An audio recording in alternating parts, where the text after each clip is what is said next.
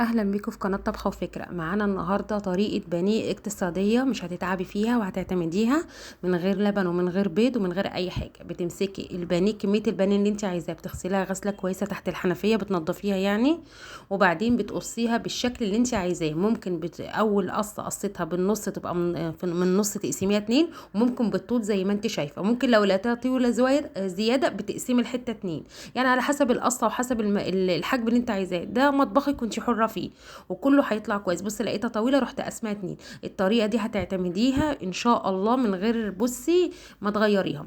هنتبله دلوقتي البانيه، ويستحسن قبلها بساعتين.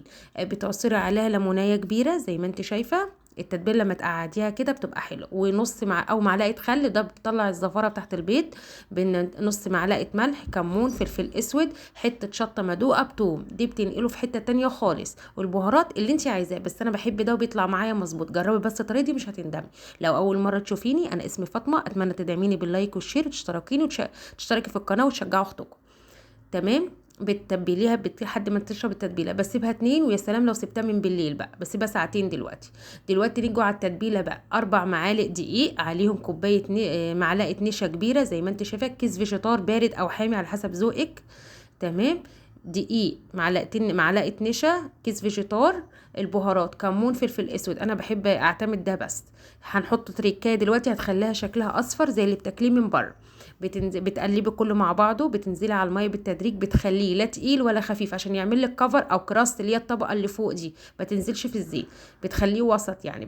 تنزلي الميه بالتدريج من غير لبن من غير اي حاجه، وبتقلبي لحد ما يتكون عندك عجينه سايله كده. هنا معلقه الكركم بتخليه اصفر، ممكن ما تستغني عنها، بس هي بتدي للبانيه شكل جميل، لون اصفر كده حلو زي اللي بتاكليه، بقى شكله شهي. طبعا بتقلبي فيه لحد ما تبقى معاكي بالمنظر ده. بصوا، يجوا بقى هنا الطاسه سخنه على النار زي ما انت شايفه، تكون الزيت سخن. بص البانيه متبل وشكله يشهي. بص الخلطه شكلها تحفه. بتنزلي في الخلطه من غير بيض ومن غير بقسماط ومن غير اي حاجه. بتنزلي تاخدي بتنزلي في الخلطه زي ما انت شايفه على الزيت سخن على طول. انت حسيتي ان حته البانيه طويله زياده عن اللزوم، ممكن قصيها، انا شايفاها كده حلو مناسباني. تمام. بتنزلي واحده واحده كده، بتحطيها في بصوا الخلطه تقيله ولا خفيفه، ماسكه على حته البانيه. بصوا نازله ماسكه نفسها. لو بقت سايله مش هتعمل كفر عليها من فوق.